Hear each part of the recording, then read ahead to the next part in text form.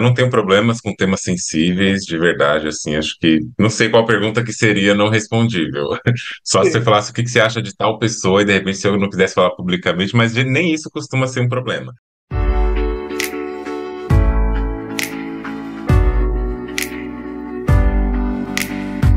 Eu sou a Beatriz, eu sou estudante de doutorado na Cornell University, então eu estou aqui falando no momento do estado de Nova York, quase coladinho no Canadá, minha cidade.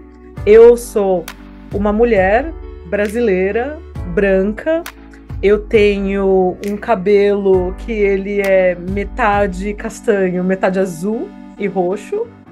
Eu estou usando uma blusa preta escrito latino e feminista.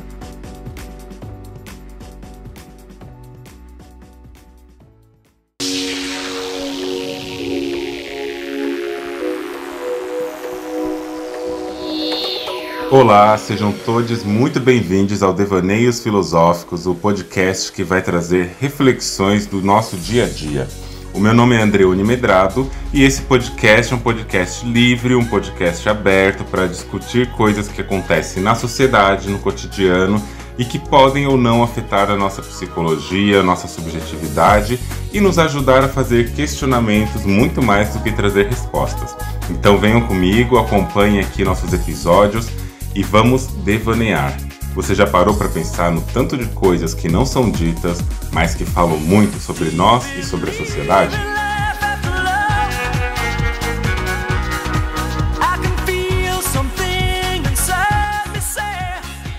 Olá, minha gente, como vocês estão? Hoje estamos aqui para mais um episódio muito interessante. Eu estou aqui para mostrar para vocês uma conversa que eu tive com Beatriz, que se apresentou logo na abertura desse episódio. E é uma entrevista que Beatriz fez, o trabalho de pesquisa dela. E ela vai mostrar depois, no final dessa conversa, ela vai explicar qual que é a pesquisa, como que se dá a pesquisa, por que, né, que foi importante também fazer essa entrevista comigo. E eu pedi autorização, Beatriz autorizou deixar aqui a gravação dessa entrevista, com a fala dela, com a minha. Vou deixar a entrevista na íntegra para vocês poderem acompanhar. Muito boas as perguntas e muitas respostas com muita, mas muita fofoca. Porque é isso, né? Se a gente também se esconde atrás das palavras, se a gente também não fala o que está acontecendo, como que as coisas estão acontecendo, a gente acaba escondendo uma certa face da produção de conhecimento, da produção acadêmica, da vivência nas redes sociais, e a gente acaba também não mostrando para outras pessoas como que é, digamos assim, esse mundo real também nas redes. Não é generalizando, porque eu acho que cada pessoa tem uma experiência distinta no seu trabalho, na sua produção de conteúdo, nas redes, na academia, na vida, na militância e no ativismo. E aí eu deixo aqui a minha perspectiva sobre essas demandas, a minha perspectiva sobre como que esses processos, né, aconteceram e acontecem até hoje na minha vida. E deixo aqui para vocês poderem aproveitar, curtir, ouvir, questionar também as suas próprias práticas. E a intenção principal de trazer essa entrevista é somar com o debate. Não é trazer nenhuma verdade absoluta, não é também produzir nenhuma realidade objetiva sobre o mundo, dizer o que é certo ou errado, é apenas trazer comentários. Então comenta aqui se vocês gostaram, o que vocês acharam, compartilha lá no Instagram, me marca que eu reposto, e compartilha com pessoas que você acha que pode fazer a diferença ouvir episódios como esse. E não esquece mais uma vez de seguir o nosso podcast Devaneios Filosóficos, avaliar a gente, se você quiser dar 5 estrelinhas porque gostou, maravilha.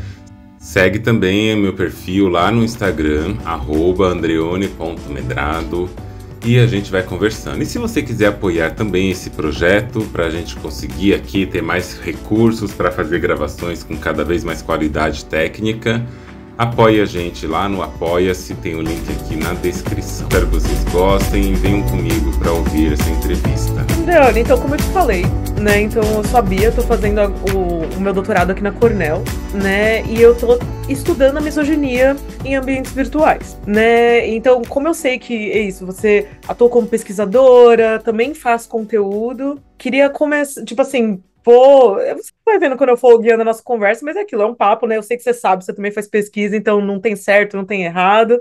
Realmente é pra gente ir conversando. Então, eu queria, para começar, será que você consegue me contar quem você é? E eu brinco com o pessoal assim, talvez como você meio se descreve nas redes sociais? Tá, é uma pergunta simples e difícil, né?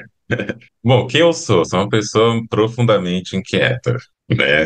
Eu me identifico como uma pessoa transfeminina, travesti, uso os pronomes ela dela, mas se for pensar, eu sou uma pessoa que nasci no estado da Bahia, meus pais vieram para São Paulo, migraram para São Paulo quando eu ainda era muito jovem, e aqui a gente foi construindo essa vida, cada pessoa da minha família foi para um canto, eu acabei indo nessa sedução por saber das coisas, por conhecimento, querer estudar, querer aprender.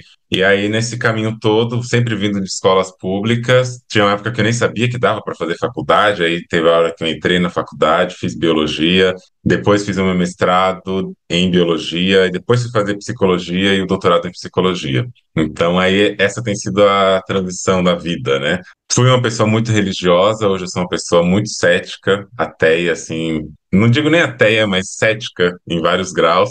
E gosto de pensar muito das questões sociais, e a igreja me ensinou a pensar como que o controle social atua. Então eu fico olhando muito para esses campos, né? Como que o controle dos corpos, da subjetividade tá. E eu sou essa pessoa com algumas suspeitas, não fiz nenhum diagnóstico ainda, porque eu tenho questões filosóficas com isso, mas de autismo. E estamos aqui transitando para saber o que que é isso que a gente chama de vida, de mundo, de controle, de corpo. Tem muita coisa para falar, mas acho que esse dá um panorama introdutório, que está nas minhas redes também, né? Tá lá como que eu me descrevo lá, estudo sexualidade, gênero, anticolonialismo, nojo, que foi o grande tema da minha pesquisa também. E acho que para começar seria mais ou menos isso. E, Androne, você até defendeu recentemente, não foi? O Isso, doutor... defendi o doutorado aqui no Instituto de Psicologia da USP. O título do doutorado da minha tese é O Nojo e a Sexualidade Humana. Identidade de gênero, orientação sexual e sociossexualidade. Esse nome completo. Estranho. Aí o sonho, né? Sempre que eu vejo alguém que defendeu o doutorado, eu fico, ai, tem luz no fim do túnel. Mas, Tem. Ainda tô na fase da pergunta se existe vida depois do doutorado. Como eu entreguei a versão final da tese depositar ontem, aí eu tô achando essa resposta, se tem vida depois do doutorado, né? Porque a Cher perguntava se você acredita em vida após o amor. Eu tô perguntando se a gente acredita em vida após o doutorado e tô descobrindo ainda. então, eu queria perguntar, eu vejo isso, né? Até como doutoranda também, assim, tipo, a gente sabe que a vida é super corrida, né? Para fazer pesquisa, né? Você também dá aulas e etc. E eu queria perguntar como é que você, então, consegue conciliar a sua produção de conteúdo, né? E meio que as suas outras atuações, assim, né? Meio que seu trabalho. Se você considera talvez a produção de conteúdo trabalho, eu queria que você me falasse um pouquinho disso. Para mim tem sempre uma coisa de que eu separo, às vezes, o que é produção de conteúdo e o que é vida pessoal, mas na prática mesmo eu não acho que essa separação ela é nítida. Eu começo lá em 2015, na época que o Facebook ainda estava nos seus momentos de quase derrocada, né, mas que ainda era importante. Eu começo lá, eu crio uma página que chamava Devaneios Filosóficos, lá em 2015. Então eu colocava uma frase, sim, do que eu pensava sobre o dia, colocava na forma de imagem.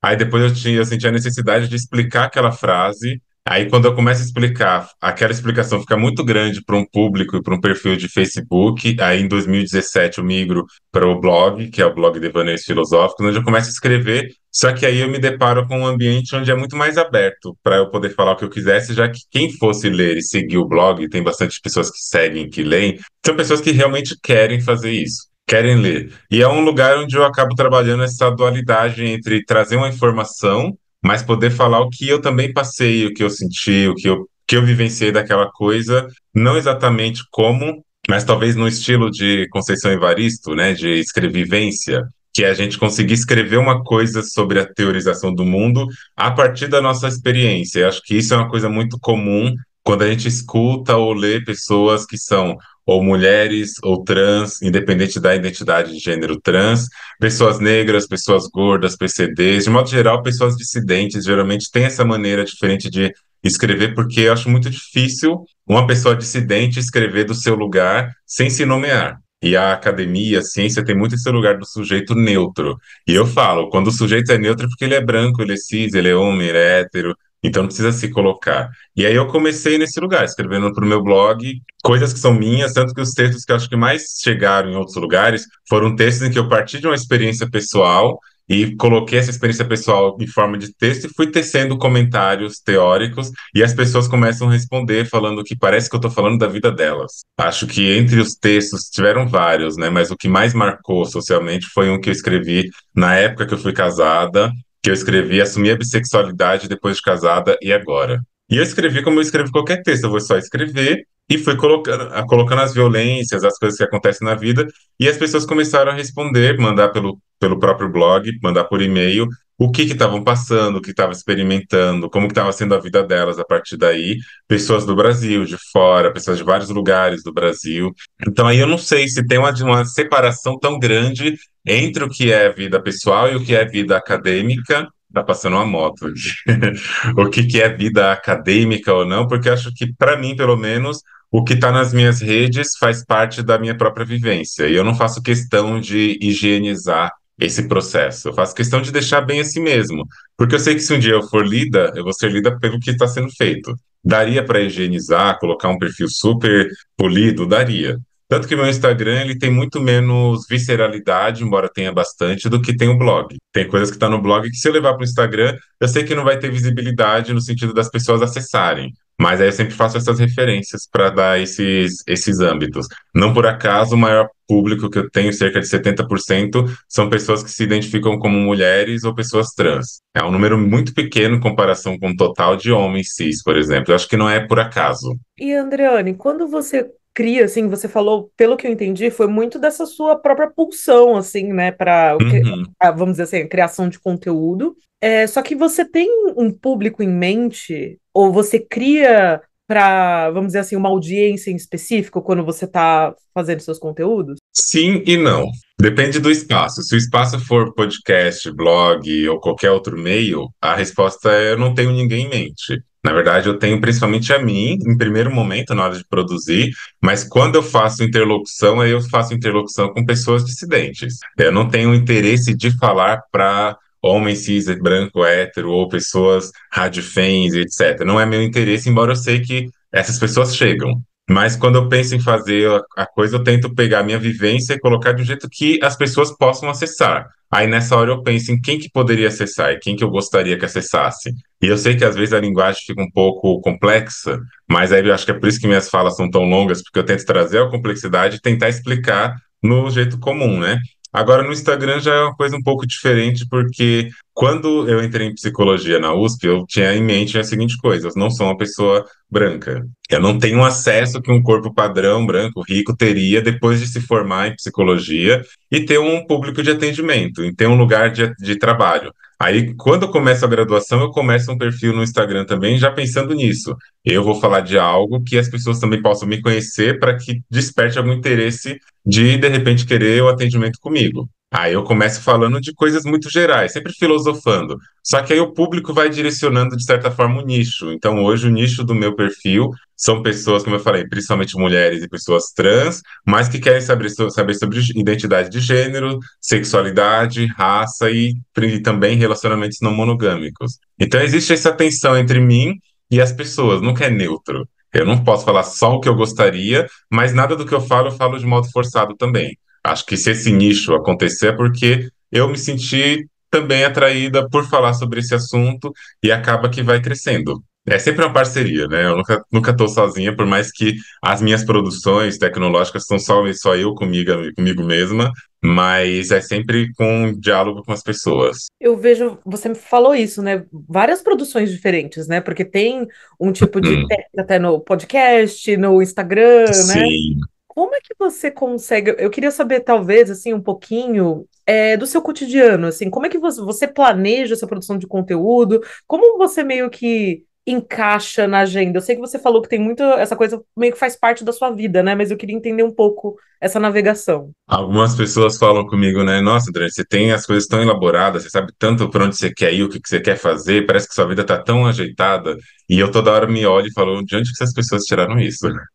Porque eu realmente não acho que eu sou uma pessoa muito resolvida, se é que tem alguém, né, que é resolvida na vida. Mas o que que eu faço é que geralmente um conteúdo vai puxando o outro, e eu não penso necessariamente como estruturar os meus conteúdos. Alguns sim, se for olhar no meu podcast, vai ter alguns episódios, principalmente um recente que é sobre as 5 linguagens do amor, que aí eu fui lá, tive que ler o livro, fazer um roteiro, pesquisar o que estão falando a respeito desse tema, para eu também oferecer um conteúdo com responsabilidade e que permita que as pessoas partam dele para outras coisas muito maiores. Aí, às vezes, eu faço uma organização. Ou então, quando eu vou dar cursos e aulas, aí eu tenho que planejar, fazer toda uma estruturação. Mas, em geral, eu deixo seguir o fluxo mesmo da vida. Eu anoto no meu grupo, só comigo mesma, no meu WhatsApp, temas de coisas que eu quero falar, e tem temas que já estão lá há 4, 5 meses e eu não consegui falar sobre. Porque surgiu uma nova demanda e eu falo sobre essa nova demanda. Diferente da academia, quando é um trabalho da academia, que existe um certo segmento para ser feito. Aí é um Uhum, planejamento quase que obrigatório, eu tenho que fazer. Então eu lido bem tendo que organizar coisas, mas eu gosto muito quando a coisa vai acontecendo. Igual esse uhum, episódio recente que teve na Universidade Federal do Maranhão, toda essa sim. polêmica, né, que versa sobre misoginia, transfobia, racismo, e que é uma coisa que convida a falar a respeito. Então aí eu vou pensar como que eu vou falar a respeito. Mas para organizar a agenda, geralmente é muito por demanda. Tem meses que tá com muita coisa, tipo setembro até agora, parece que não sobra tempo para mais nada. Tanto que a gente ficou aqui tentando, né, marcar essa conversa e aconteceu. Mas é nesse sentido mesmo, de encaixar na agenda. Eu sou muito flexível. Se tiver espaço na agenda, eu consigo marcar. Eu só não marco se realmente não tiver mesmo.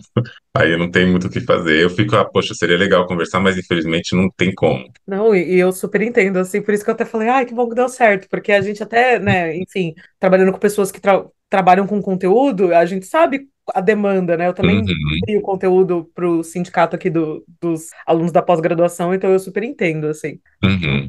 É, pensando um pouco, né? Você me contou um pouco da sua audiência e como você navega. Você tem alguma.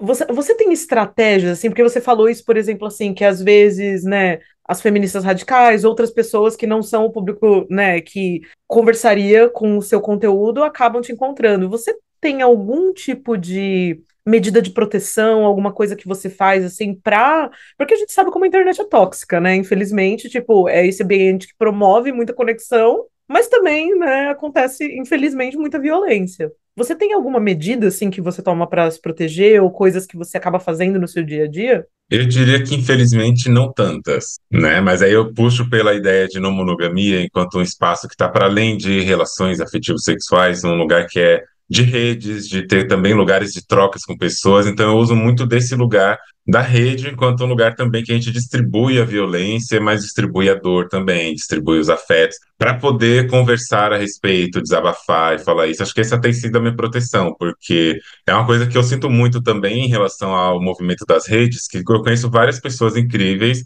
principalmente mulheres e pessoas trans, que têm, assim, um aporte tecnológico, um aporte de conhecimento e de crítica profundíssimo, enorme. Só que não se colocam na rede porque se colocar na rede é se colocar em violência também. E são pessoas que são, eu até diria, silenciadas pelo próprio sistema para não poderem falar de si. Porque eu tenho amigas que falam coisas incríveis, só que são coisas reativas para essa comunidade conservadora, e é que elas acabam fechando o perfil, deixando o perfil privado, deixando esse perfil de um lugar que não pode mostrar o que realmente quer, porque se mostrar tem violências e que nem todo mundo vai lidar com isso.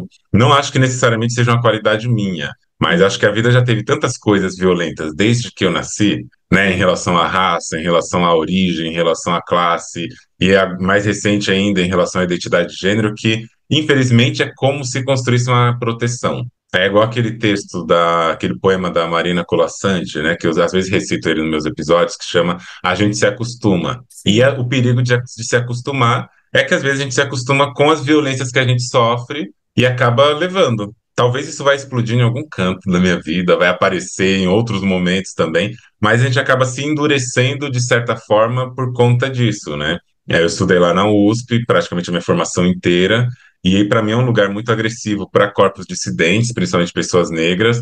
E eu faço parte do núcleo de consciência negra na USP, que muito antes de eu entrar, é um núcleo que já tem sofrido vários ataques da universidade. E a gente fundou o primeiro coletivo negro no Instituto de Psicologia, quando eu entrei na graduação, porque é um espaço de resistência também. Eu não acho que quem não se manifesta necessariamente são pessoas covardes, eu acho que são pessoas que realmente estão se protegendo. A única crítica que eu faço em relação a isso é sobre quem podendo fazer, escolhe não fazer. Pessoas Sim. que desistem de lutar, eu entendo perfeitamente, porque acho que desistir de lutar em algum momento é se preservar também. Eu já tentei fazer, mas minha cabeça ela funciona tanto a 1000 por hora, que aí quando eu falo não quero mais falar nada, eu vou lá e crio um podcast.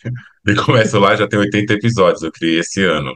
Já fiz um outro com outra amiga ano passado, que chamou Não Dito, que lá tem 45 episódios. Então, acho que depende para cada pessoa. Para mim, entra nesse lugar meio estranho, meio esquisito de se acostumar com esses hates, com essas violências, que desde o meu primeiro episódio, desde o meu primeiro post, e no YouTube, que é um canal que eu mantinha mais, sempre teve esses ataques. Sim. Aí no momento abala mais, hoje abala um pouco menos, ou, se for ser mais sincera, abala em outros lugares com isso, que eu tenho alguma estratégia de lidar com isso, que é pondo para fora, e acaba sendo esse movimento. Quanto mais crítica, quanto mais agressão, mais eu quero falar sobre, e vai mais conteúdo. Isso é uma coisa, André, que eu tô ouvindo muito com o pessoal que eu tô conversando, sabe? Que acaba sendo essa resistência quase de, vamos dizer, entre aspas, assim, resistência mental autônoma, tipo assim, meio que você por você, né? Mas ao mesmo tempo, uma coisa que você me falou na sua fala foi essa coisa de criar esses coletivos, né? Porque eu entendi principalmente da universidade. Tem coisas parecidas assim no virtual que você fez também, assim, pensando especificamente, né, na sua atuação nisso, no podcast, nas redes, etc. Ou tipo, acaba, vamos dizer assim, às vezes as tensões que acontecem no virtual são levadas para esses coletivos, sabe? Sim, no virtual tem também, acho que a grande potência e talvez o que me faça manter ainda num virtual, principalmente um virtual mais interativo que é o Instagram, ou Twitter, na pior das hipóteses, né? Mas Instagram, principalmente, é que também promove muitas redes. Tem muitas pessoas incríveis que eu fui conhecendo de militância, de ativismo, que eu só conheci e que talvez eu só conheceria se fosse nas redes sociais, se fosse nesse lugar onde eu falo um conteúdo, a outra pessoa fala um outro, que se cruza em algum momento e a gente faz alguma parceria ou se conhece presencialmente. Esse evento que aconteceu na Universidade Federal do Maranhão também só aconteceu porque eu estava na rede e as pessoas que eu conhecia na rede, uma grande comunidade da rede, estava nesse evento também. Então, acho que tem essa formação coletiva que começa no virtual, que aí acho que marca daí mesmo esse lugar de disputa social, de por que que as redes têm que ser dominadas por alguns grupos, né? Porque é um lugar fértil, é um lugar muito fértil. Então, se é um lugar fértil, também quem domina hegemonicamente fora da rede vai construir um espaço de dominação ali dentro também. E eu acho que esse silenciamento nada mais é do que uma tática de resistência do próprio sistema conservador para que silencie pessoas, né? Esse acontecimento que eu trouxe 2 vezes já da UFMA teve esse discurso colocado de que isso que vocês estão fazendo está dando munição para a direita, isso está dando munição para as pessoas conservadoras. Só que se a gente for viver a nossa militância sempre nesse lugar de tentar não dar munição, aí a gente vai ter que ceder ao discurso do que Foucault chamaria de dispositivos, né? De sexualidade, de crença, de tudo que é eu não posso incomodar o meu adversário, então tem que falar manso. Não é nem um pouco raro ver pessoas que começaram na sua carreira de Instagram com aquela militância marcada, eu vou chamar de agressividade, mas no sentido positivo, com Sim. agressividade na fala, marcando, rasgando mesmo. Só que a pessoa começa a ter uma ascensão, e essa ascensão, ela é proporcionalmente inversa ao que a pessoa fazia de modo agressivo, porque ela sabe e ela percebe, ela sente isso, que quanto mais agressiva ela fala, menos ela tem visibilidade. Só que a gente tem que comer, a gente tem que pagar conta, a gente tem que garantir nosso lugarzinho no sol, e às vezes a gente negocia e negocia num lugar que dá vantagens para o sistema, que é não vou incomodar o suficiente para me tirarem daqui. Sim. Pode reparar estatisticamente, né? Pessoas que falam coisas muito ásperas dificilmente têm muitos seguidores. E pessoas que têm muitos seguidores podem até falar coisa áspera de vez em quando só para mostrar que está viva. Mas, em geral, tende a amenizar o discurso. E eu entendo também.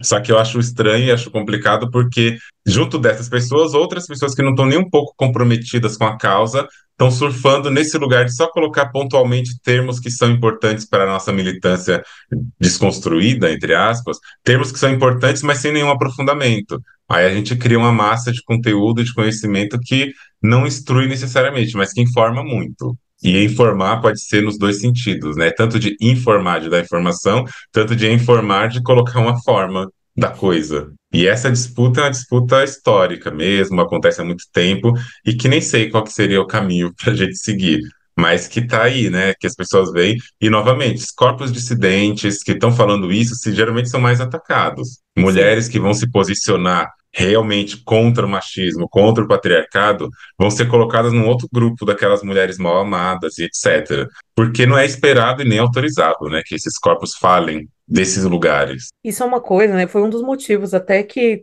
na minha pesquisa, né, quando eu falo de misoginia, eu estou usando, porque geralmente o pessoal tem muito esse entendimento, né, de ai, homens que atacam mulheres, né? Mas eu vejo exatamente como uma tecnologia de opressão de gênero no geral, né? Então a gente está falando isso, de todas as mulheridades, né? Pessoas trans, estamos falando às vezes de homens também que não se encaixam ali, né, naquela no, né, naquela masculinidade esperada, né? Então eu vejo a misoginia dessa maneira até mais expansiva mesmo, né?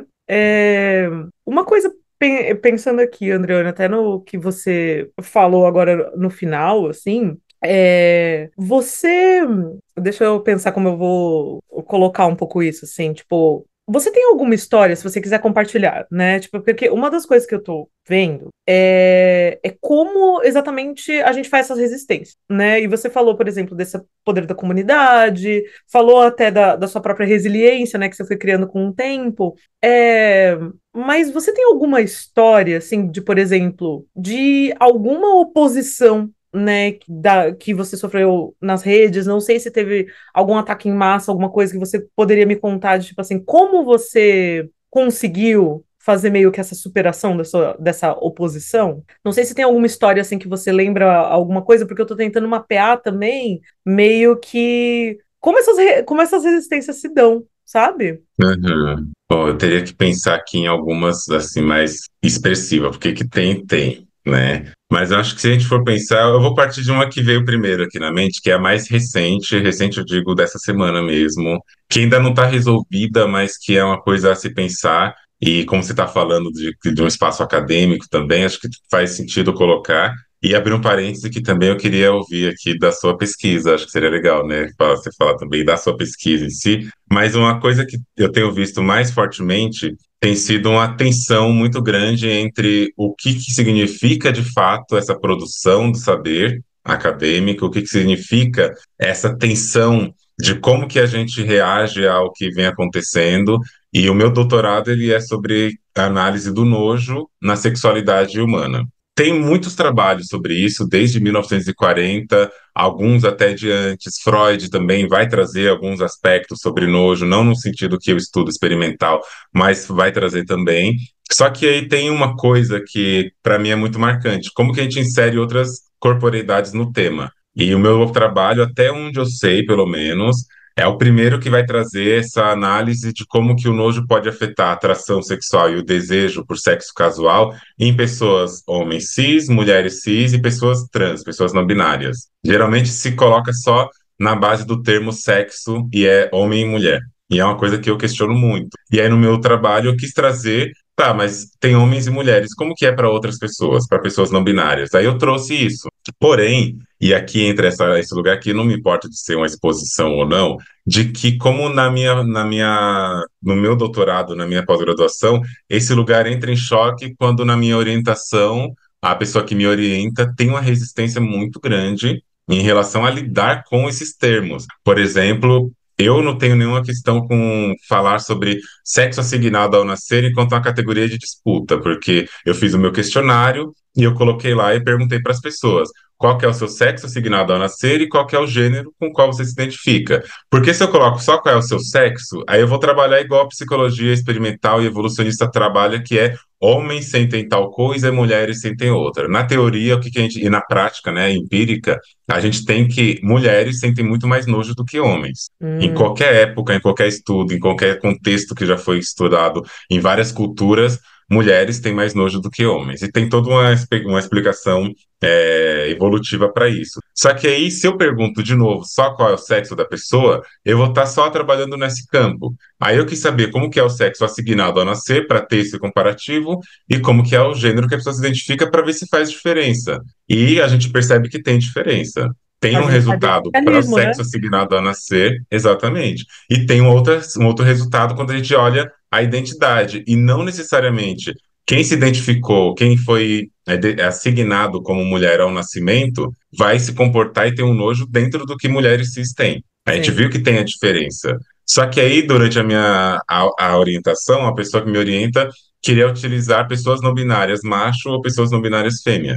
Porque Hum, no inglês é male e female. Então ia sim, ficar pessoas não binárias, males ou females. E aí eu falei assim, não, para mim não faz sentido, porque essa pessoa não é um macho nem uma fêmea, essa é uma pessoa. O sim, sexo assignado a nascer é uma outra coisa que eu estou usando só por meios, só para fins comparativos, porque eu nem acredito nisso, nesse aspecto, embora evolutivamente tenha lá sua importância. E aí essa foi uma tensão, e eu usava nos meus textos pessoas que se identificam como homens, pessoas que se identificam como A, B, C e D, e a pessoa dizia que não, que você não pode por isso, que a frase vai ficar muito longa, vai ficar muito cansativo, etc.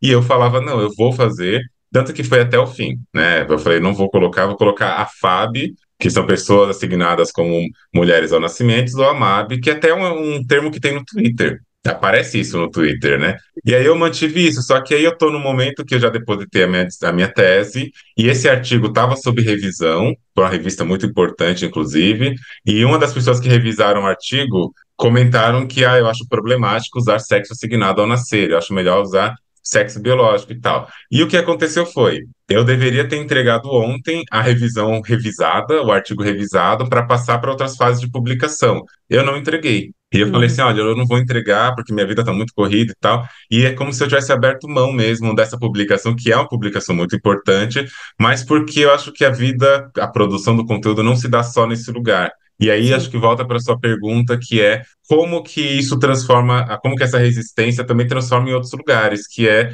a partir daí eu pensar que lugar eu quero habitar para lançar o conteúdo. Porque se eu quisesse manter a academia como o grande ápice da minha vida, eu deveria ter publicado esse artigo. sim, Mas eu acho que nem não sei, não faz mais sentido nesse campo. Minha tese está feita, está lá, talvez vai estar no ar em poucos dias. Mas esse é um ponto. Um outro exemplo foi quando eu escrevi o livro Não Monogamia, Trânsito entre Raça, Gênero e Sexualidade, e eu e Juan tivemos uma grande tensão, porque Juan é uma pessoa super acadêmica e a gente tem uma amizade muito bonita hoje, né?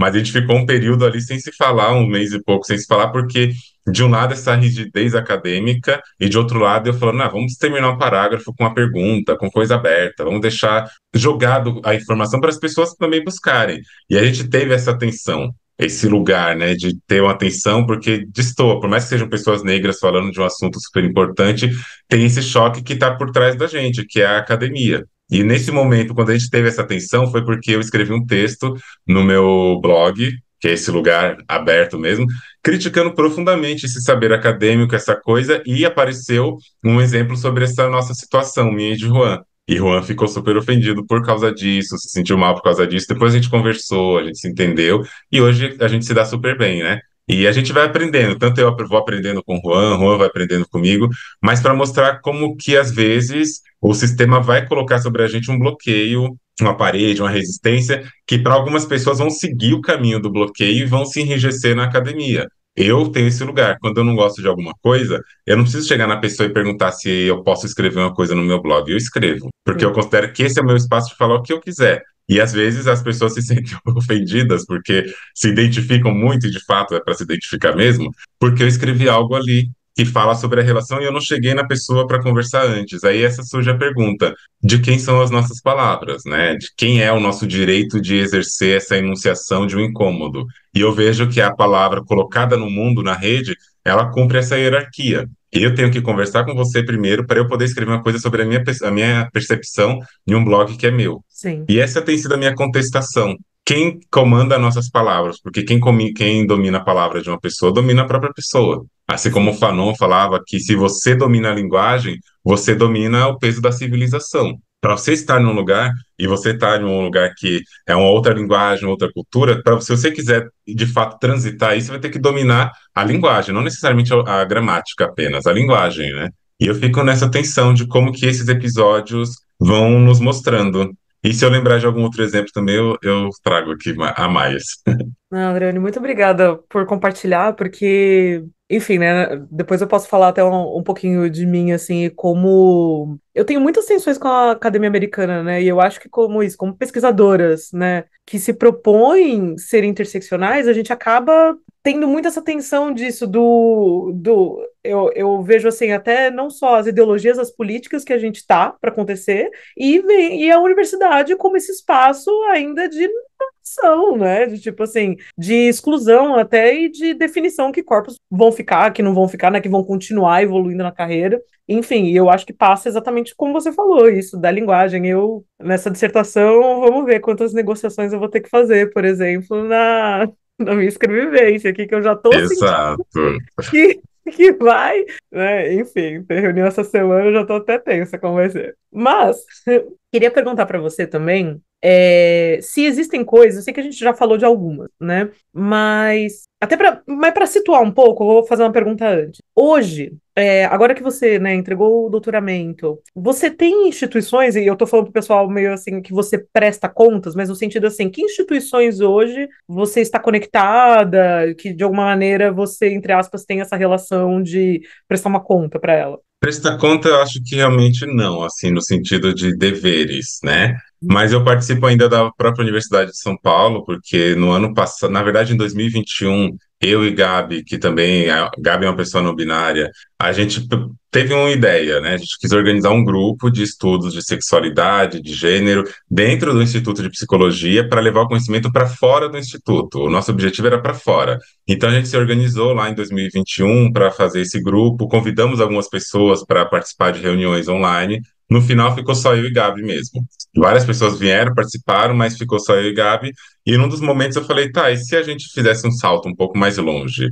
A gente pegasse essa nossa proposta e transformasse numa ementa de disciplina para propor para ser colocada na grade da USP. Sim, Gabi gostou da ideia, a gente fez todo um planejamento do que seria uma disciplina. A questão era encontrar quem fosse a pessoa do instituto, um professor, uma professora, eu falo professor e professora porque até onde eu sei não tem professor e não tem uma pessoa trans dando aula ali, até onde eu sei. Aí a gente pensou em quem poderia fazer. Uma das pessoas possíveis seria a pessoa que me orientava, mas eu, por todo esse cenário, falei, não vou arriscar. Aí eu passando assim numa das aulas, tinha uma pessoa que tinha escrito LGBTIA+, na lousa. E eu falei assim, LGBTIA+, é uma coisa meio estranha de escrever aqui no Instituto, porque é político. E esse instituto aqui é super conservador em vários níveis. E eu me interessei para saber. Ele era um professor que já tinha me dado aula, que me dava aula na ocasião, que é o professor Paulo Endo. E ele trabalha com várias questões, psicanálise, violência, violências de questões de movimentos tipo ditaduras, movimentos que causaram muitas mortes, né?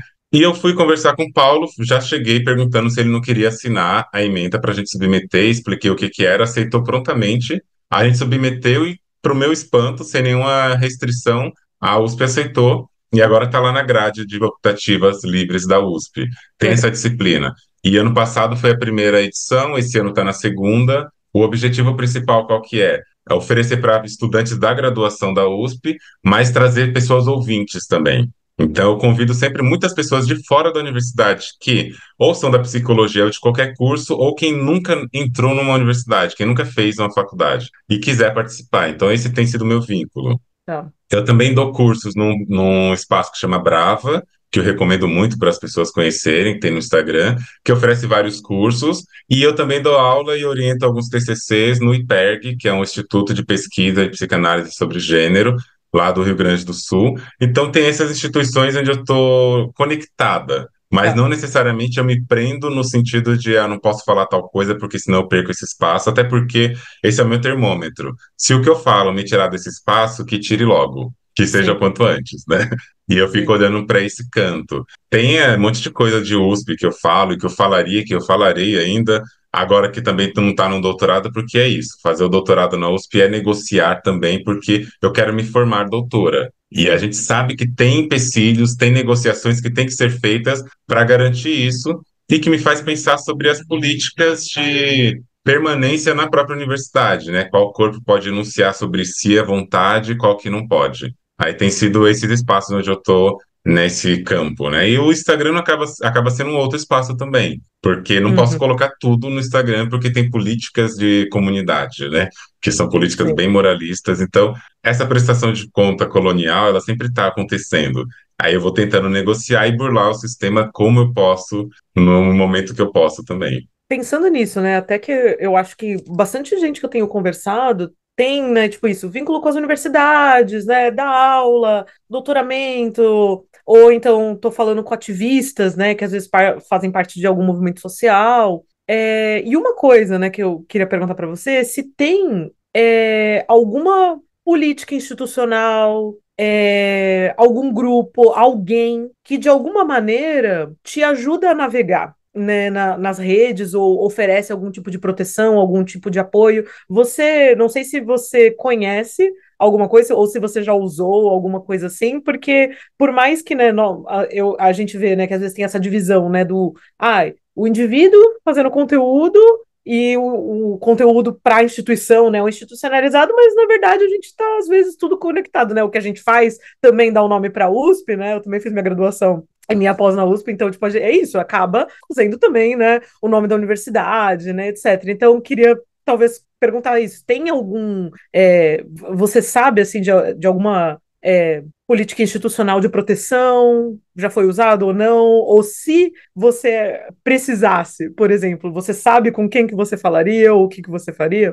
Eu não sei, eu não conheço nenhum espaço na USP que seja confiável. Acho que começa aqui, né? Ter pode até ter. Tem um espaço na USP que é a PRIP, que é a Pró-Reitoria de Inclusão e Pertencimento, que, sei lá, tem as suas propostas, mas que Andreone Teres Medrado, não me sinto segura de depender desse espaço. Mas mesmo na universidade tem lugares de resistências, né? Como eu comentei, o Coletivo Negro Escuta Preta, que foi esse Uhum, coletivo que eu e outras pessoas fundamos lá em 2019. O Instituto tinha 50 anos na ocasião, e esse foi o primeiro coletivo negro a ser construído ali e firmado, não por acaso, né? Porque a partir de 2017, se eu não me engano, ou 16, começam a implementação de políticas de cotas raciais. Então aí começa a entrar pessoas negras com maior número na universidade e no Instituto de Psicologia, que até onde eu soube, já foi considerado o instituto com maior renda per capita da Universidade de São Paulo. uhum, E de fato é um negócio complexo mesmo. Você olha lá, você fala, essas pessoas não são do mesmo universo que eu fui, ou que algumas pessoas que estão entrando agora são. São pessoas de um outro universo financeiro, né? Então, quando constituiu o espaço, o núcleo de consciência, ou o coletivo Escuta Preta, esse é um espaço de confiança, um espaço de luta, de interação e de ajuda. Mas a USP também tem o Núcleo de Consciência Negra, que foi fundado lá em 1987. Uma das fundadoras, que é a Jupiara Gonçalves Castro, que eu considero uma das minhas maiores referências hoje, referências vivas, e uma das pessoas mais importantes na minha concepção, né, de militância, de ativismo dentro do movimento negro em si, é um espaço que também é esse espaço de acolhimento, de política, de enfrentamento da universidade, que participou na implementação de cotas também. Então, é um espaço de décadas que está acontecendo e que agora se enfraquece um pouco institucionalmente por conta da pandemia e depois do espaço físico que está em disputa sobre a universidade reformar ou não, e até agora a universidade não se pronuncia, é um espaço onde também há esse núcleo de apoio. Que se a gente tá. precisar, por exemplo, fazer algum apoio institucional, uma nota, um ajuntamento, uma revolta que seja, esse espaço permite. Na minha Entendi. condição, né, de pessoa negra, o espaço Núcleo de Consciência Negra, historicamente, tem sido um espaço de muita resistência. Pessoas como Kabengele Munanga, Milton Santos, Sueli Carneiro, o próprio ex-ministro Silvio Almeida passaram pelo núcleo.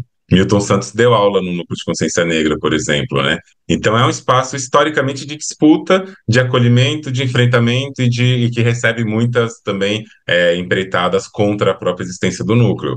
A gente ainda tem alguns coletivos negros, tem o coletivo negro Érica Hilton na FEFELESH, Também teve o coletivo Chicamani Congo para pessoas trans, esses dois, né, para pessoas trans. No Instituto foi criado a coletiva Transtornar. Então, acho que esses pequenos espaços que vão construindo resistência é o lugar onde a gente pode recorrer com mais confiança. Não Uhum. necessariamente os espaços institucionais dão essa confiança. Institucional, eu falo que é ligado diretamente à USP. Tanto que Sim, a gente chama Núcleo de Consciência Negra na USP e não da USP. Porque se a gente coloca da USP, a gente vira refém das políticas institucionais. E a gente não quer virar refém. E quando a gente recorre a umas políticas da USP, aí a gente vai ver coisas que as pessoas que estão organizando, ou porque não querem, ou porque não se sentem bem, também não vão fazer muita coisa, porque vai colocar a imagem da universidade. O sim. CRUSP foi um grande lugar de disputa, está sendo até hoje, em relação à moradia e acolhimento estudantil e permanência, mas a universidade, na mesma época que surgiu um monte de revolução e de revolta e de contestação das pessoas moradoras do CRUSP, a universidade lançou um texto falando da importância do CRUSP, que é o conjunto residencial universitário. Quem Uhum. lia a reportagem acharia que o CRUSP é incrível, maravilhoso, lindo. Sim, Mas sim. quem vive a realidade está lá, sofrendo ataque policial, ataque institucional, ameaça de despejo, ou estão sendo de fato despejada. E essa é a disputa, né? Se o institucional banca realmente fazer o que quer fazer. Eu acho que não. Eu acho que Sim. não banca. Por isso que a gente se organiza em outros grupos, que é institucional em uma certa medida, mas que não se torna refém. E aí é difícil porque falta recurso, falta verba, falta visibilidade. Adriane, por exemplo, você falou da Brava também, né? E eu sei que assim a Brava Uhum. acaba juntando muitas pessoas e temas, né, que infelizmente atraem esses ataques, né? Existe alguma, não sei, medida de proteção também, ou se algo assim acontecesse, algo. Ai, será que travou, Adriane? Ah, desculpa, não. Achei que tinha travado. Eu tô ouvindo bem.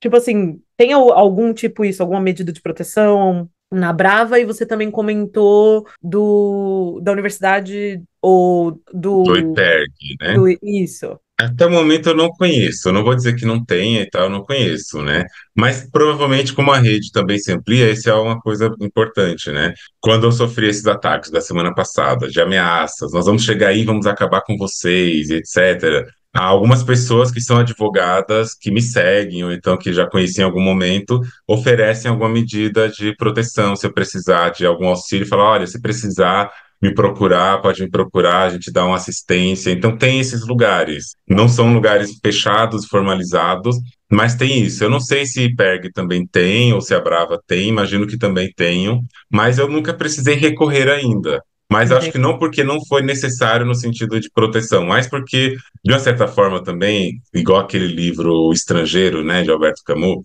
eu fico nesse lugar de tipo, ai, é isso, está acontecendo esse problema. Temos um BO, vamos seguindo. Essa resistência que eu comentei no começo, que ela é boa e ruim ao mesmo tempo, me faz também não entrar num pânico em relação a isso, a Sim, essas questões. Aí eu fico pensando que, se precisar, eu acho que tem pessoas com quem eu poderia contar, mas tá. ainda não me despertou esse lugar, né? O que eu acho que é extremamente importante, e caso alguma pessoa dessa escute, né, eu falando, que elas solidarizem com esses movimentos também, ofereçam esse apoio para as pessoas que colhem com essas pessoas, porque o que mais tem são ataques. Sim, Algumas pessoas vão lidar com isso de um jeito mais complexo, subjetivamente, psicologicamente, vão adoecer de um jeito mais explícito, outras vão adoecer de outro jeito, algumas vão conseguir falar sobre, outras não. As que não conseguem falar sobre, eu acho que são as que mais me preocupam, porque elas podem se fechar num casulo e a gente acha que elas se resolveram, na verdade, não. sim. Uma coisa, pensando aqui, né, nessa relação também com as plataformas, né, pensando nessa, né, que também são instituições, né? Você usa alguns dos recursos que as plataformas oferecem? Eu sei, assim, por exemplo, o Instagram, né, tem bloquear, tem algumas ferramentas de filtro, não sei se pro podcast você usa essas coisas, a denúncia, o bloqueio que as plataformas oferecem? Eu já fiz denúncias no Twitter algumas vezes, de alguns comentários a nível Twitter mesmo, né, que são os mais agressivos possíveis. Alguns raros casos as contas foram derrubadas, acho que 2 casos só. Não uso nenhum no Instagram. Eu gostaria de obter a verificação, né, do meu selo lá no Instagram, só que eu não queria comprar, porque se eu comprar, acho que eles podem aumentar o preço a qualquer minuto e eu não e eu ficar refém disso. Só que aí, né, eu precisaria de publicações em jornais de alta visibilidade, tipo Folha, etc., para poder solicitar com mais segurança de conseguir.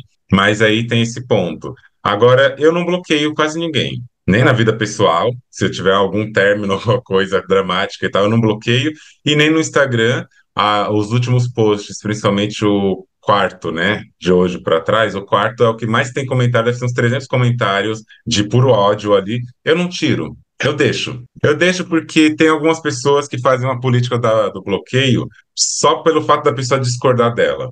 E eu Uhum. conheço alguns professores de universidades que fazem isso. Então, quem chega acha que todo mundo está concordando, então acha que o discurso é válido. Eu deixo as pessoas falarem, só que aí a minha proteção é eu não respondo. Sim. Eu instrumentalizo essas pessoas, porque elas estão lá fazendo um monte de comentário, mas está dando engajamento também, né? Uhum. O algoritmo não sabe o que está sendo falado, ele sabe o que estão falando. Deixo que elas falem, é esse lugar de me instrumentalizar com o que está acontecendo. Só que eu não leio, eu não respondo, eu só respondo comentários que são dúvidas coerentes, e às vezes eu não respondo nem esses, porque não dá tempo de responder. Tem vários Sim. comentários que eu queria responder, mas que não dá tempo.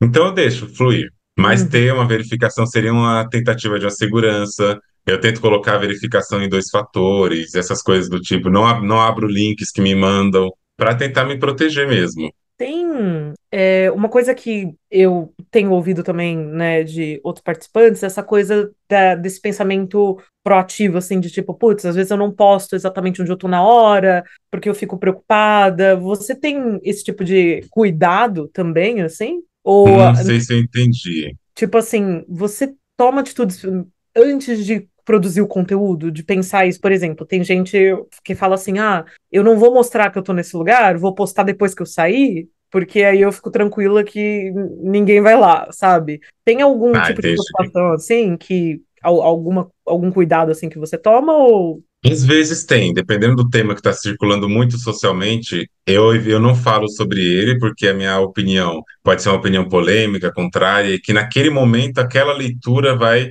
trazer um problema de interpretação, assim como teve na época no dia que Marília Mendonça morreu, né, que o avião caiu. Aí teve uma página feminista que me seguia, inclusive, e que eu seguia a pasta, a página, a gente sempre estava lá curtindo mensagens, textos de uma das outras. Só que aí no dia que Marília Mendonça teve o seu falecimento, postaram uma coisa que era Marília Mendonça, que era mulher de uma mulher real, que representa as mulheres, etc, etc. E na hora que eu li, eu falei assim, nossa, que mulheres que ela representa. E eu fui lá e comentei isso, né? Eu ai, comentei no post e falei assim, que mulheres que Marília Mendonça representa? Ela representa quais mulheres? As mulheres negras, as mulheres pobres, as mulheres isso, as mulheres aquilo? Porque eu ainda falo isso até hoje, né? Não acho que ela representa as mulheres, ela representa um grupo. Hoje, olhando nesse olhar não monogâmico de descolonização afetiva, não acho necessariamente que as músicas de Marília Mendonça causam essa revolução afetiva. Só porque ela inverte o lugar da cena, só porque ela se enuncia no lugar que era enunciada a vivência dela, ela troca de lugar. Não acho que seja isso. Não acho que o trabalho dela seja menor por isso. É um trabalho digno, válido, importante. Foi uma pessoa importante para muita gente, mas nesse conteúdo crítico, nessa análise crítica, eu não acho que ela representa as mulheridades que existem. E esse uhum, foi o meu questionamento. O que teve de haters nesse questionamento, o que teve de racismo, de transfobia, a página parou de me seguir. Assim, foi um negócio gigantesco. Então, dependendo do contexto, se eu fizer, eu faço no meu perfil, tá, né? Ou faço um podcast a respeito. Não porque eu acho que eu não deva falar, mas é porque se for para fazer isso e as pessoas não entenderem o que eu estou falando, é melhor eu não falar. E sim. tem esse lugar, que é esse cuidado. Agora, se eu tiver que fazer uma exposição de um lugar, eu faço, assim como teve em 2022, um congresso na Universidade de São Paulo, que era sobre evolucionismo, e dentro desse congresso teve uma apresentação que era feminismo evolucionista. Como que a psicologia evolucionista, que é um sistema super sexista e é muito binário em vários aspectos, tem coisas boas, mas em geral é muito sexista, como que as feministas pensam isso estando nessa área. Só que Hum, a imagem que abria o cenário, que abria a imagem de tela que estava colocada enquanto a palestra começava, eram mulheres negras de um lado, com aquela mão de imposição e de luta, e que estavam gritando, a imagem preto e branco, e a imagem do lado eram imagens de macacos fazendo posições muito parecidas. Qual que seria o significado por trás da cena? ah, Evolutivamente, ao longo da evolução, a gente está lidando com sei lá, seja lá o que for, evolução. Então, a evolução sempre tem esse traço. E aí, no dia, no mesmo evento, eu tirei uma foto do painel e coloquei na minha rede e falei para o pessoal, em uma palavra, o que que vocês acham que é isso? E quase que, eu acho que 97%, se eu não me engano, falaram racismo, né? Esse assunto foi parar na comissão organizadora, porque é isso, eu estava no evento, eu ia participar no dia seguinte e coloquei na rede. Foi parar na comissão organizadora, fizeram uma reunião, que perguntaram se eu poderia participar para a gente conversar, e eu fui participar, porque depois disso não fizeram nenhuma retratação, porque o Congresso viu a minha postagem, Ah, né? tá. E eles me chamaram para conversar, e na conversa eu perguntei o que que eles vão fazer com isso. Se foi só porque se sentiram ofendidos ou não. Tentaram explicar o ponto da imagem, e a pessoa palestrante, que eu conhecia também, que participava comigo de alguns laboratórios, se sentiu mal por ter feito isso, segundo disse, não vou garantir também, e nessa reunião essa pessoa chorou. Hum. Porque se sentiu mal, sentiu que não deveria ter feito isso e tal. E a pessoa que organizava o congresso, depois eu tive uma conversa só com essa pessoa falou assim para mim, que quando me vê, quando vê as coisas que eu posto, que eu falo, e vê esse fervor que eu tenho de querer que as coisas mudem, ela se sente muito animada para mudanças, para querer também fazer algo. E é uma pessoa europeia, branca, super branca, né? E aí, quando vê uma pessoa, uma mulher chorando numa reunião por causa desses tipos de coisa, ela já recua, porque ela fala que é sempre a mulher vai sair chorando no final das contas. Então a mulher estava nesse lugar que, mesmo aí, a branquitude tenta esse lugar de saída, né? E vê Sim, como que o choro da pessoa que oprime ainda convence mais do que a pessoa oprimida. E até hoje exato. não fizeram nada em relação a isso. Falaram que ia publicar uma carta, eu nunca tive acesso a essa carta. E o que que faz diferença publicar uma carta? Nada para essas pessoas, né? Pedir desculpa é fácil. E até Uhum. hoje não fizeram nada em relação a isso, que eu saiba, pelo menos. Não teve nenhum pedido de retratação, não teve retratação pública. E aí, se você quiser uma fofoca ainda mais quente, tem Fala. também. Que é mais quente ainda que essa, que é de uma pessoa conhecida, e eu falo o nome publicamente dessa pessoa, porque eu já expus essa pessoa na rede, que é um professor do Instituto, chama Christian Dunker, e teve uma live em Tem aula com ele também. 2020. Você teve aula com ele? Eu tive Uhum. 3 vezes também. Aí teve uma live em 2020 que participou ele e Maria Rita Kel, se eu não me engano, e que foi na PUC de São Paulo. E essa live foi uma live desastrosa, desastrosa em vários aspectos. Não tinha uma pessoa negra na mesa, tinha Dunker, e ele falava de várias coisas. A live está disponível no YouTube. E eu Uhum. baixei também, para caso tirem do ar, né? Mas aí Tá. nessa live tinha coisas como ele contando a história de uma avó negra que foi estuprada, que teve um filho, etc. E ele tentando usar desse lugar de uma avó, supostamente uma avó negra, para dizer que ele tinha condição de falar sobre o assunto. E ainda teve um momento em que ele disse: porque quando vocês chegam em mim e me acusam de branco, vocês estão sendo babacas. Enfim, aconteceu todo esse Ah, bafafá. O gente. coletivo negro, né, Escuta Preta, fez um post no Instagram, colocou essas falas. Todo mundo que comentava, e foram várias pessoas, marcavam o arroba do Christian Dunker. Ele nunca respondeu.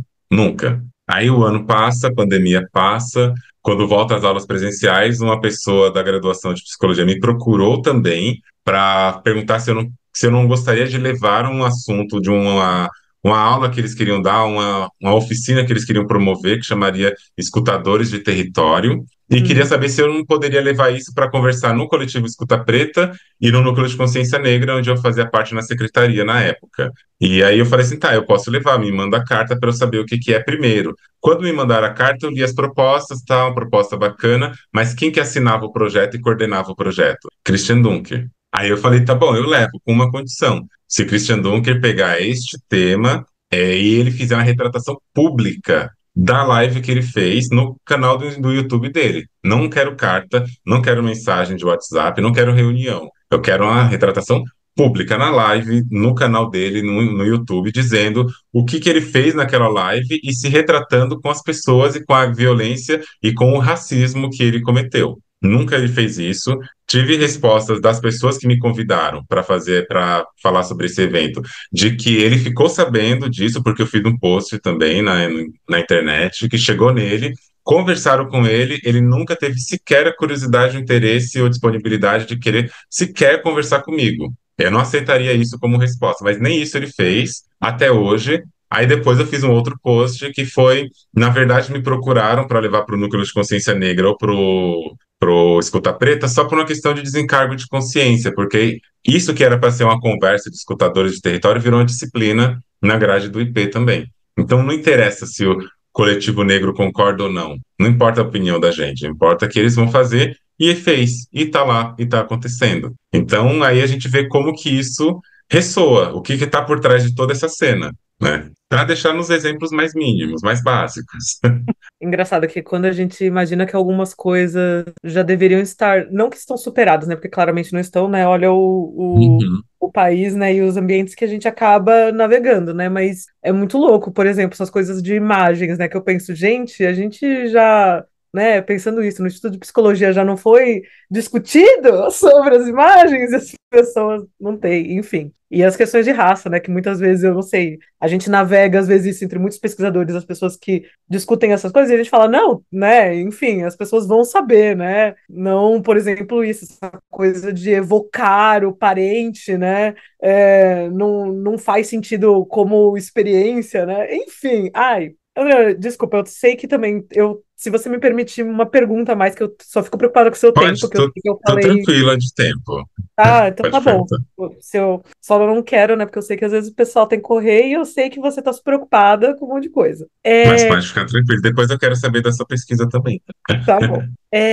Pensando nisso, né, em todas as experiências que você contou, né, tanto com as plataformas, né, com as instituições que você faz parte, queria saber se você enxerga, pensando nisso, nessa, porque eu sei que é difícil dividir as violências, né, entre offline e online, né, mas pensando, né, que às vezes elas são mediadas por essas tecnologias, né? Você imagina ou tem algo assim que você acha que as instituições elas poderiam fazer para proteger mais, né, as pessoas que estão, né, sendo visíveis na internet, principalmente falando sobre isso, sobre feminismo, sobre direitos humanos, sobre, né, temas considerados assim dissidentes, né? Você tem coisa assim que você pensa assim, tipo, putz, se existisse esse tipo de proteção ou essa política institucional ou até essa coisa, eu acho que faria uma muito diferente, muita diferença assim para mim, né? Mas também para as outras pessoas como eu, né, que fazem conteúdo, eu gostariam de fazer.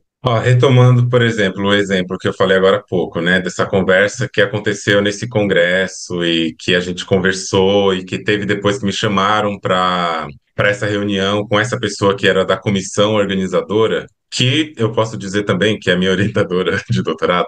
A gente teve uma conversa e aí essa pessoa pergunta o que que poderia fazer para de repente ajudar para fazer essa coisa. E eu falei assim, olha, tem que usar do seu lugar de poder. Você tem Uhum, que usar do seu lugar de poder, porque eu não tenho poder institucional. Eu não tenho o poder de fazer a diferença diretamente tanto quanto essa pessoa tem. Eu acho que ter proposto uma disciplina é uma maneira de flertar com esse meu lugar de pessoa que fazia o doutorado e de poder ter essa credibilidade a ponto de propor uma disciplina, um professor aceitar e ela virar uma disciplina oficial hoje, por exemplo. Ela não é obrigatória, né? A gente não tem nenhuma disciplina obrigatória na Universidade de São Paulo sobre diversidade sexual e de gênero, que eu acho que na Universidade de São Paulo não, no Instituto de Psicologia. Na uhum, Faculdade de Saúde Pública tem, na FEFELESH tem, outros espaços, até na medicina tem. No Instituto de Psicologia não tem nenhuma disciplina, e eu não sei se nesses outros institutos são obrigatórias. Eu não sei se são obrigatórias.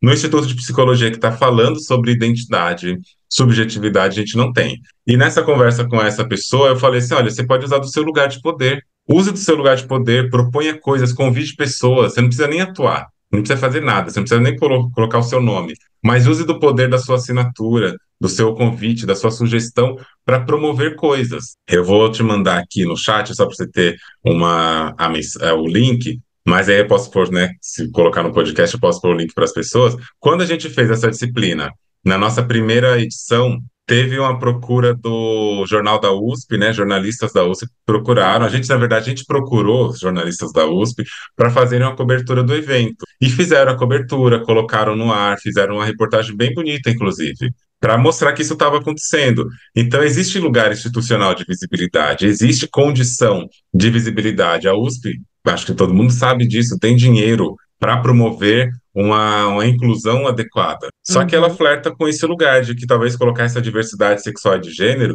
é colocar o lugar do debate moralizado, as pessoas conservadoras, porque para mim esquerda não é sinônimo de ser desconstruído, não. Para Uhum. mim, a esquerda ela flerta com a direita no lugar do moralismo, do sexismo. A gente teve na revista Nature, né, que é uma revista super renomada, uma revista britânica. Teve em 2020, se eu não me engano, um artigo que depois ele foi derrubado, mas em 2020 falando, não sei se você teve contato com esse artigo, eu não sei se eu baixei também, acho que sim, mas que falava que mulheres orientadas por homens tinham mais chance de ascensão na carreira. E defendendo os pontos, explicando por que que tinha. E aí a gente está falando que qual é o lugar que esses corpos estão ocupando, né? É um Sim, lugar de puro machismo, numa revista super renomada que depois foi tombado o artigo. E a gente olha onde que a gente está. A gente está falando de mulheres na universidade, e aí eu digo, entenda-se, mulheres brancas. sim. Se fossem mulheres negras, eu acho que nem teria saído um jornal, não teriam nem se dado o trabalho de fazer um jornal na Nature sobre isso. Mas se mulheres brancas, cisgêneras, estão tendo esse enfrentamento, enquanto um corpo que apesar de ser uma pessoa branca na branquitude, ainda é um corpo dissidente porque o corpo da mulher não é um corpo que produz conhecimento. Ele produz prazer para o patriarcado, mas não produz conhecimento. Quando elas produzem, é rechaçada desse jeito. E aí eu fico olhando onde que a gente está nesse debate, né? E não que eu não acho que produza conhecimento. Para mim é quem produz melhor até. Eu acho que homens cis, brancos produzem um conhecimento tão centralizado que ele é descartável em vários sentidos. Né? A gente tem várias pessoas falando coisas muito importantes. Teve Jane Austen, que foi escrever aqueles livros que ela escreveu, e por um bom tempo usou pseudônimo masculino.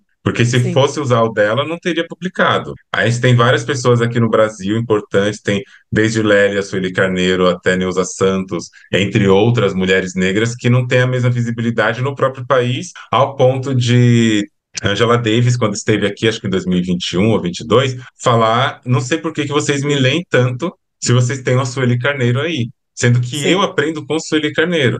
Então a gente está ainda nesse lugar de desconhecimento ou de invisibilidade ainda de algumas vozes no saber acadêmico mesmo. Quem construiu o Uhum. movimento negro? As mulheres, não foram os homens. Os homens cooptaram depois do que aconteceu, mas quem construiu foram as mulheres. Quem que construiu de fato o movimento LGBT? As sapatonas, travestis, as pessoas trans. Quem cooptou o movimento a ponto de ser, por um tempo, chamado de GLS? Os homens, né?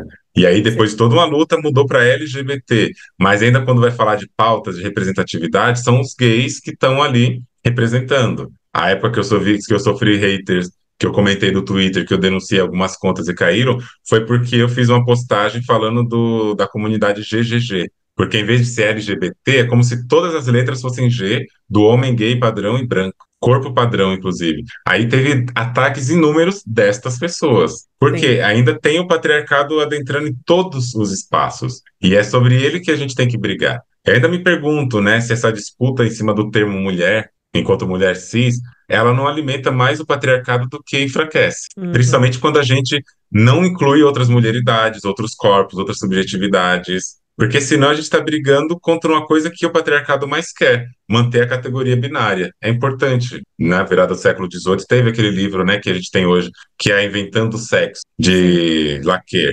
A gente vai perceber como que é importante existir o sexo feminino, né, a mulher, para fazer uma oposição que legitima o próprio patriarcado. Então, sobre quem a gente está brigando? E eu nem estou falando das radfems, porque essas daí eu nem considero, Tá. né, pensamentos muito adequados. Estou falando do feminismo que não se diz radfem. Por quem Uhum. que esses corpos estão brigando, de fato? Ou contra quem? Contra o quê? Sim. Andreone, pensando só, acho que a última pergunta mesmo, assim, que eu tenho da minha pesquisa seria, tipo, mais especificamente pensando na internet, nas plataformas, assim, né?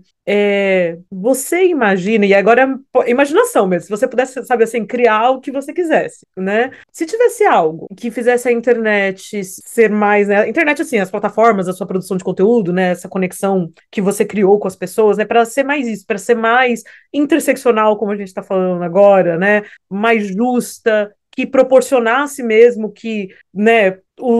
As pessoas que hoje não conseguem essa visibilidade, né? Para ter mais visibilidade, né?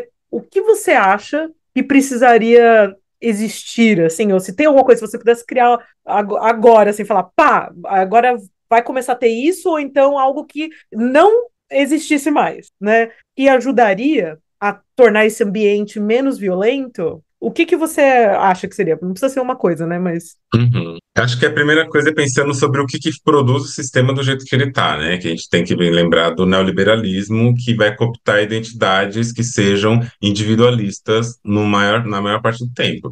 E não é sobre individualidade. Acho que as pessoas têm direito a viver sua individualidade, mas o individualismo chega nesse lugar em que uma pessoa, tipo, vamos falar nomes, Felipe Neto, que sempre foi uma pessoa que falou muito mal de todo mundo, de vegano, que sempre fez aqueles posts, aquele canal no YouTube onde ascendeu de fato para ser quem ele foi, mas que num determinado momento, e ainda bem, que teve essa virada. Putz, o bolsonarismo tá estragando um rolê. Eu vou ter que mexer, eu vou ter que mudar tudo que faz. E a pessoa transformou o discurso de uma coisa para outra. Primeiro, fez isso porque pode fazer, é uma pessoa branca. Mas que bom que fez. Que bom que fez, apesar de tudo, né? Mas o que que acontece? Essas pessoas que mudam de opinião e de ideia tem essa aceitação pública. E esse espaço individualista é tal ponto que ele permite algumas fluidez. Só que o espaço individual ainda permite que pessoas cresçam e se mantenham sozinhas nessa construção. O que que eu acho que poderia acontecer a princípio? Realmente não sei o que seria a longo prazo. Mas a princípio é uma coisa que aconteceu dentro de uma cooptação neoliberal no período de George Floyd, na morte de George Floyd, né? De que vidas negras importam. Então, um monte de perfil, inclusive Felipe Neto, convidou pessoas negras para falarem no seu perfil, convidou pessoas negras para estarem no perfil. Durou tão pouco quanto acho que é o compromisso dessas pessoas com a mudança. Durou da mesma proporção. Acabou. Hoje a gente vê o quê? Pessoas em ascensão que não convidam mais para esse lugar, a menos que seja um lugar de tokenismo. Então a gente precisaria lidar com a contestação do neoliberalismo na rede social. As pessoas que têm visibilidade, que têm alcance, que têm lugar de expressão e de poder de fala, elas precisariam ceder espaço para outras pessoas, porque não falta competência, não falta vozes, as pessoas têm vozes, né? Que essa coisa tem que dar voz para as pessoas. Não, elas têm voz, elas têm tudo isso, só que elas não têm, talvez os holofotes para gritar estão ocupados pela branquitude, pelo patriarcado, pela cisgeneridade.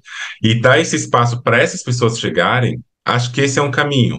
As editoras, os perfis que olham para pessoas negras e convidam pessoas negras para falarem, para ouvirem as pessoas negras, não para colocarem como, ai, olha, eu até chamo uma pessoa negra. Colocar elas para falarem mesmo. Essa coisa faria diferença. Esses grupos se colocar nesse risco. Por que que eu acho que é um risco? Porque são pessoas influentes, pessoas com muita visibilidade, que vão trazer justamente as pautas que elas negam o tempo todo. Vão Uhum. trazer pessoas para falar de pautas que vão ameaçar, inclusive, o engajamento dessas contas. Quantos canais e perfis a gente conhece de pessoas que têm uma passabilidade heteronormativa, que anunciam um relacionamento homossexual, homoafetivo, e neste momento perde seguidores? Sim. Eu conheço várias pessoas. Pessoas que assumem a nova identidade de gênero, que anunciam a sua identidade de gênero, perdem seguidores. São pessoas que estão ali perdendo espaço por ser quem são.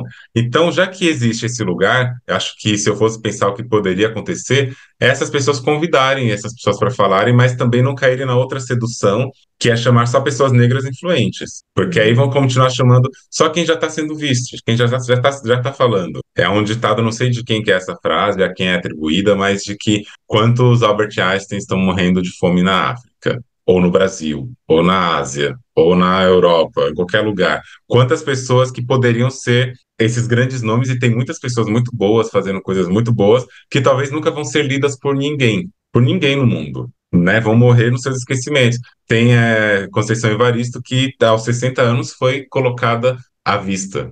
Carolina Maria de Jesus, que na fase bem mais tardia na sua vida foi lida e que hoje é lida de um jeito que ele nunca foi. Quantas dessas tem que só não vão aparecer? Então, acho que se eu fosse pensar como que a rede atuaria nisso, desde universidades até perfis de grande visibilidade, é dar espaço para essas pessoas falarem, engajarem, publicizarem essas pessoas, apoiarem essas pessoas.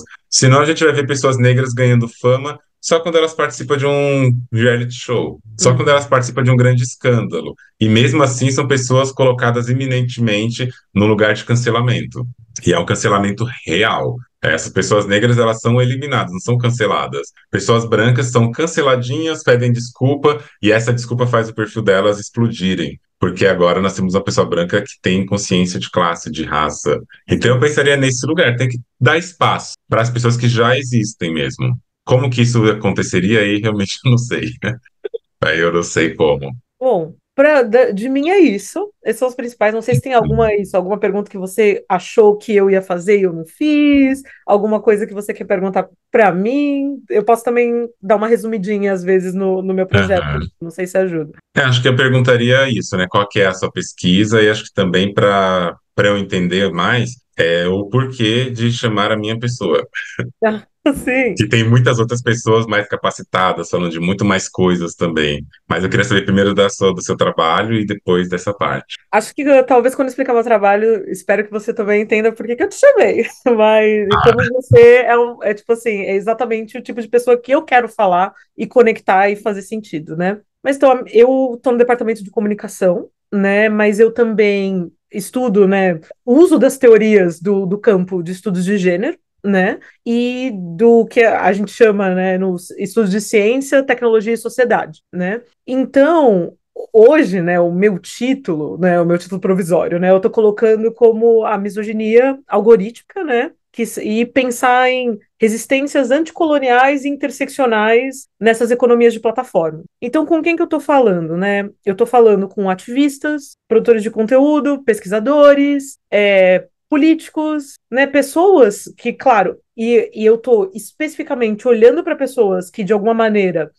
estão relacionados a temas da promoção dos direitos humanos, dos feminismos, vamos dizer assim, de esquerda, né, assim, de que eu acho que tem relação com a visão de mundo que eu acredito que eu quero criar, né? Então, por exemplo, assim, Bia, você tá, porque o pessoal até pergunta, né? Mas as mulheres de direita também são atacadas, né? Mas não é o tipo de visão de mundo que eu tô querendo construir. Então, né, por isso que esse é o foco da minha pesquisa, né? E a literatura de assédio, né, e de violência mediada por tecnologia, ela acaba focando muito em efeito, né? Tipo assim, olha como as pessoas perdem dinheiro, como isso afeta a saúde mental, como as pessoas saem, né, dos espaços. E aí eu olhava para a literatura e eu pensava assim, poxa, mas as pessoas ainda existem, né, muitos criadores de conteúdo, ativistas políticos que estão colocando a cara, estão se colocando como visíveis, mesmo, né, nesse ambiente tóxico, né, com as violências que estão acontecendo e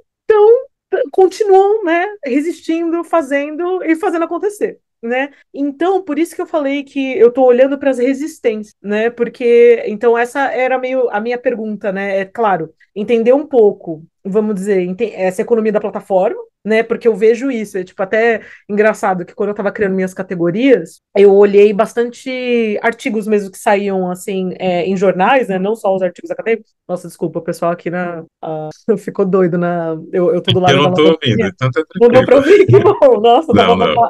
uma bateção aqui. Mas, então, as categorias, assim, por exemplo, isso, ativista, político, criador de conteúdo, cientista, elas acabam meio que batendo umas nas outras, porque as pessoas às vezes são tudo, né? E algum momento tá mais, outro momento tá menos, uma hora foca mais nisso, aí sai para fazer campanha, o conteúdo tá sempre ali, tem gente que só ganha dinheiro com conteúdo, tem gente que o conteúdo nem dá nada, né? Então, por isso que eu olhei para essas categorias especificamente, porque são essas pessoas que, de alguma maneira, estão atuando para que essa visão de mundo, né, mais feminista, com mais justiça, né, com mais igualdade, fazendo acontecer, né? Então, por isso, né, que, enfim, você também é uma das pessoas que se encaixa muito nesse perfil de pessoas que eu tô falando, né? E então as minhas perguntas de pesquisa é exatamente isso: é como é que essas resistências, né, estão se fazendo nesse ambiente, né? Entender um pouco os sentidos que emergem, né, dessas pessoas nessas economias de plataforma. E no final, meio que assim, eu estou tentando fazer minha pesquisa com esse método de pesquisa militante também, né? Então, não só porque é aquela coisa, né? Eu não quero simplesmente só pegar esses sentidos e colocar como um produto acadêmico, né? Que é o que a gente até conversou um pouco, né? Que no final acaba reforçando a própria lógica da academia, né? E no final o prestígio ia ficar onde? Para mim, legal, aumentamos ali o conhecimento sobre esse tema, que é um tema importante, mas tipo, como é que eu consigo também, enquanto estou fazendo minha pesquisa, agir, né, para diminuir esse tipo de assédio, esse tipo de violência, né, criar comunidade. Então, eu tô tentando pensar nessas respostas institucionais, né? Tô mapeando elas, né? E a ideia é criar ativações ou pedagógicas e de militância também, e ver o que a gente consegue aprender com isso, né? Então, estou pensando em fazer algumas oficinas, talvez criar materiais mesmo, das experiências das pessoas, para falar para as instituições isso, tipo, os jornais, os partidos, as universidades, tipo assim, olha, esses são algumas das violências que as pessoas que estão ligadas com a sua instituição estão sofrendo, né? E essas são algumas das coisas que você pode fazer melhor para evitar esse tipo de coisa, né? Então, esse é o grande resumão. Então, não sei se ficou até claro porque além, né, de ser uma pessoa que eu acho que se encaixa bastante no perfil, eu acho que tem um conteúdo, né, que acaba produzindo muito essas revoluções mesmo, sabe? Então, para mim, isso é importante. E, infelizmente, né, como você também é uma pessoa que eu acompanho há bastante tempo, a gente acaba, né, vendo, né?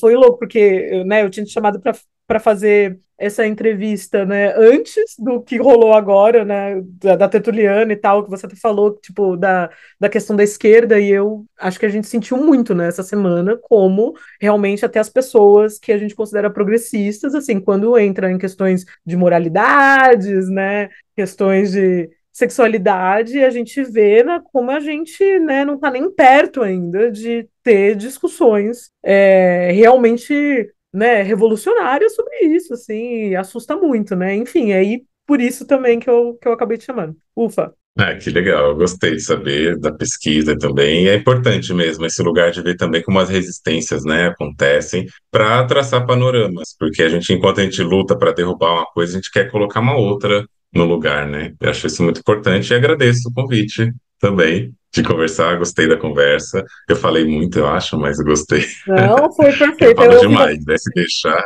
Não, eu até falo pouco porque é aquilo, né? Eu sei que você, né, também como doutoranda sabe que, né, a gente, doutora, quer dizer agora, não doutoranda mais, doutora, porque Doutora. agora doutora.